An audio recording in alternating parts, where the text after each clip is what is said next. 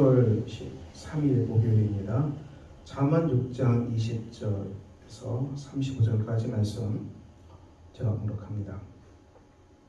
내 아들아, 내 아비의 명령을 지키며 내 어미의 법을 떠나지 말고 그것을 항상 내 마음에 새기며 내 목에 매라. 그것이 내가 다닐 때에 너를 인도하며 내가 잘 때에 너를 보호하며 내가 깰 때에 너와 더불어 말하리니 대제 명령은 등불이요 법은 빛이요 훈계의 책망은 곧 생명의 길이라. 이것이 너를 지켜 악한 여인에게 이방 여인의 혀로 호리는 말에 빠지지 않게 하리라. 내 마음에 그의 아름다움을 탐하지 말며 그 눈꺼풀에 흘리지 말라. 음료로 말미암아 사람의 한 조각 떡만 남게 되며 음란한 여인은 귀한 생명을 사냥함이니라.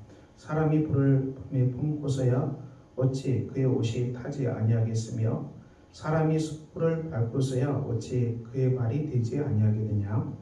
남의 아내와 통관한 자도 이와 같을 것이라. 그를 만지는 자마다 벌을 면하지 못하리라.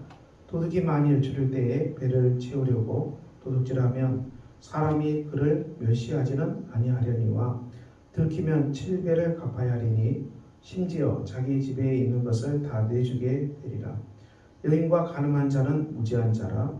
이것을 행하는 자는 자기의 영혼을 망하게 하며 상함과 능욕을 받고 부끄러움을 씻을 수 없게 되나니 남편이 투기로 분노하여 온수 갚는 날에 용서하지 아니하고 어떤 보상도 받지 아니하며 많은 선물을 줄지라도 듣지 아니하리라. 아멘. 오늘 말씀은 아비의 명령, 어미의 법을 떠나지 말라. 그리고 이 명령은 등불이요, 법은 빛이요, 훈계의 책망은 생명의 길이라고 말씀합니다. 우리가 하나님의 말씀은 빛이 되고요, 등불이 되고요, 또 하나님께서 주시는 훈계의 책망은 생명의 길이라고 성경은 말씀합니다. 우리가 살아가는 길에 우리가 반드시 하나님의 말씀을 마음판에 새기고 살아갈 것을 오늘 고면합니다. 그런데 우리가 오늘 본문에서 특별히 약한 여인, 이방 여인, 그리고 그 아름다운 또 음녀, 남의 아내와 통관하는 자, 또 이런 말이 계속 나옵니다. 여인과 가늠하는 자 계속 나오는데요. 그래서 성적인 타락을 말합니다. 이 땅에 우리가 성적인 타락이 아주 넘쳐나는 그런 부패한 시대인데요. 그렇지만 이것은 인간을 반드시 파괴하게 말 것이다. 이렇게 경고합니다. 하나님의 말씀은 부부관계에서 평화를 누리고 남편과 아내의 관계에서 모든 것을 누리도록 하셨습니다. 이 가정이라는 것이 사람의 보호처가 되고 피난처가 되는 것이죠. 그래서 우리가 가정을 떠나서 성적으로 부패하고 타락하면 멸망으로 가는 길이다. 이렇게 경고합니다.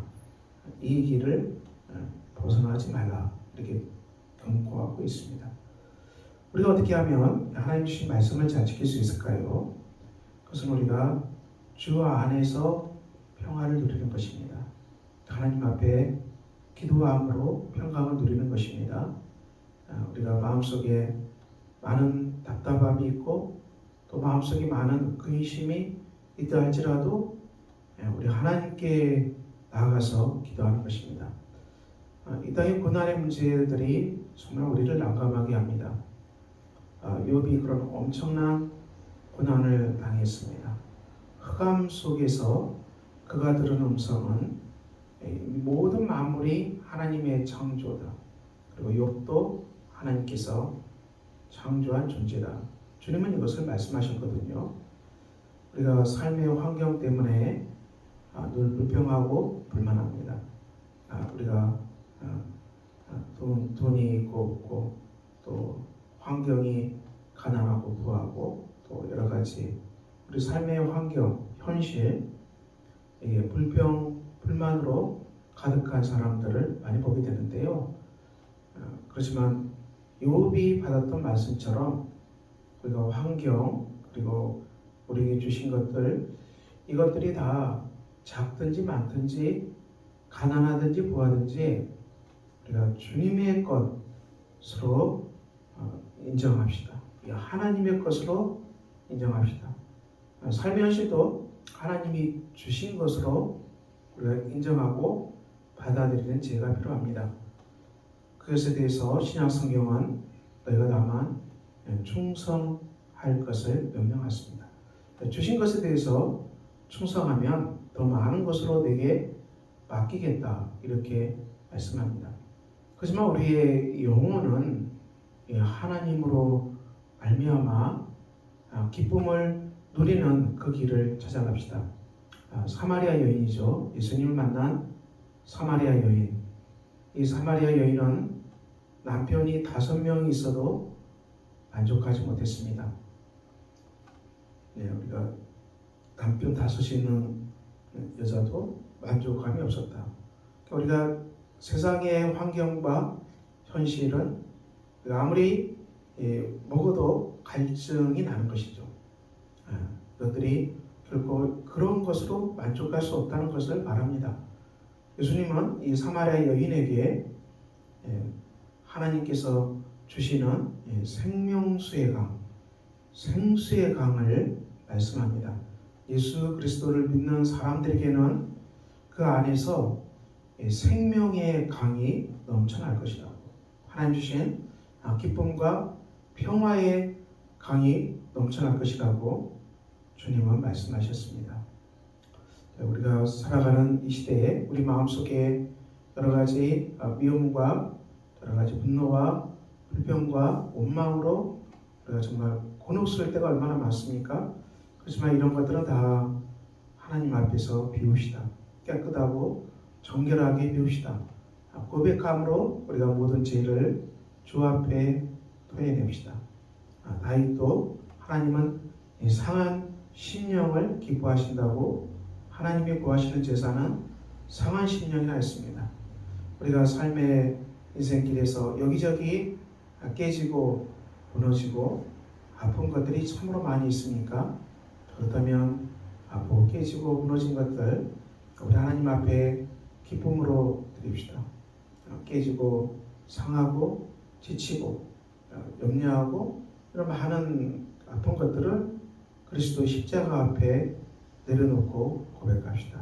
하나님께서 우리를 받아주시고 십자가의 은혜로 우리를 품어주시고 성령의 능력으로 우리를 생명의 강이 우리 안에서 넘쳐나게 될 것입니다. 그러므로 우리가 이 땅에 많은 유혹거리, 음료, 이 많은 것들로부터 보호받을 수 있는 길이 어디 있습니까? 하나님의 명령을 사모하고요. 예수님께서 말씀하신 것처럼 우리 안에 생명수의 강, 성령의 강이 넘쳐나도록 기도합시다. 우리가 죄를 고백하면 하나님 미쁘시고 의로우사 우리의 모든 죄를 사하시며 용서하시며 깨끗게 하신다고 말씀하셨습니다. 하나님과 사이에 막힌 담이 있습니까? 또 사람과 사이에 막힌 담이 있으니까 하나님께서 십자가의 보혈로 모든 막힌 담을 무너뜨리고 하나님과 평화와 화평으로 인도하셨습니다. 사랑하는 성도 여러분, 우리 삶 가운데 하나님과 죄 때문에 막힌 담이 있습니까? 고백하시고 하나님과 평강을 회복하시기를 바랍니다. 사람과 막힌 담이 있습니까? 그리스도께 주시는 평화, 용서를 받아들이시고 그리스도께 주시는 용서 안에서 우리가 서로를 용납하고 용서하는 삶을 살아갑시다. 그래서 우리 삶에 하나님의 생수의 강이 차고 넘쳐서 하나님이 나의 목자심으로 내가 부족함이 없도다, 아쉬울 것이 없도다. 이 다윗의 기도입니다. 시편 23편의 기도가 우리 안에 이루어질 때 하나님으로 정말 만족하고 기뻐할 때 우리가 세상의 유혹거리로부터 벗어나게 될 것입니다. 이런 은총이 넘쳐나시기를 예수 이름으로 축원합니다. 아멘. 아버지 하나님, 오늘 또 주신 말씀 따라서 우리가 걸어갑니다. 세상의 유혹거리가 넘쳐나지만 온전히 주님만을 의지하고 하나님 품 안에서 기쁨과 만족을 누리는 우리가 되게 해 주시기를 기도합니다. 하나님과 맡긴 다음에 있으니까 고백하고 용서하고 깨끗게 되는 은혜가 주님 있게 해 주시기를 기도합니다. 사랑과 관계 속에서 맡긴 다음에 있으니까 고백하고 회개하고 깨끗게 되는 은혜가 넘쳐나게 하여 주시옵소서. 예수 그리스도의 이름으로 기도합니다. 아멘. 하늘에 계신 우리 아버지, 아버지의 이름을 거룩하게 하시며 아버지의 나라가 오게 하시며 아버지의 뜻이 하늘에서와 같이 땅에서도 이루어지게 하소서. 오늘 우리에게 일용할 양식을 주시고 우리가 우리에게 잘못한 사람을 용서해 준 것 같이 우리 죄를 용서해 주시고 우리를 시험에 빠지지 않게 하시고 악에서 구하소서. 나라와 권능과 영광이 영원히 아버지의 것입니다. 아멘.